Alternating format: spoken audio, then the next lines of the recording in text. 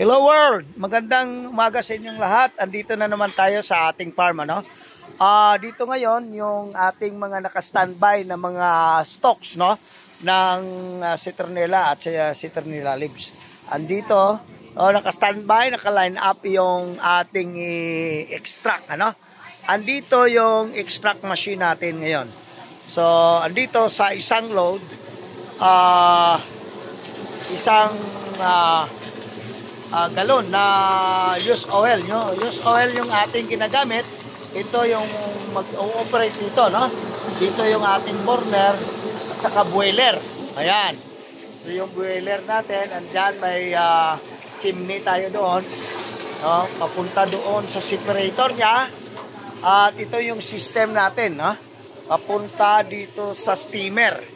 Okay, may condenser tayo dito. Ayan. Evaporate, no? At ito yung ating cooling system. Yung cooling system natin, ito yung tubig, supply ng tubig. Ino-operate ito ng ating air compressor, no?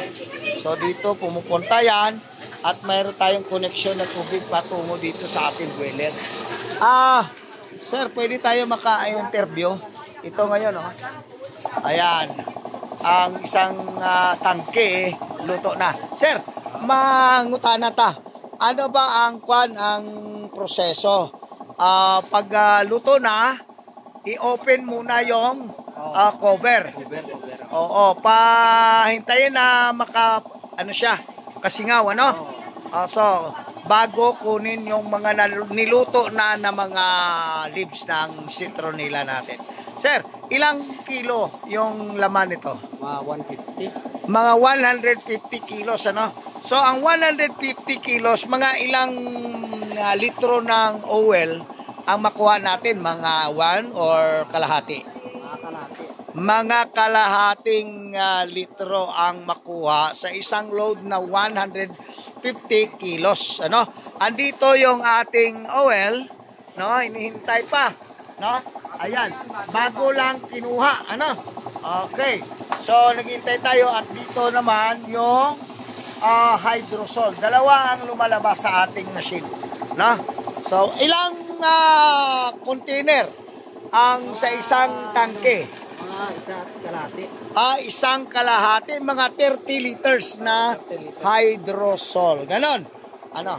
So, yan ang ating pag-process dito sa ating citronella leaves, ano?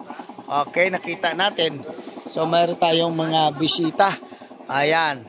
Ito yung ating mga farmers na ready dito ngayon.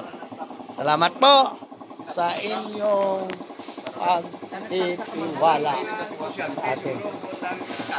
Okay.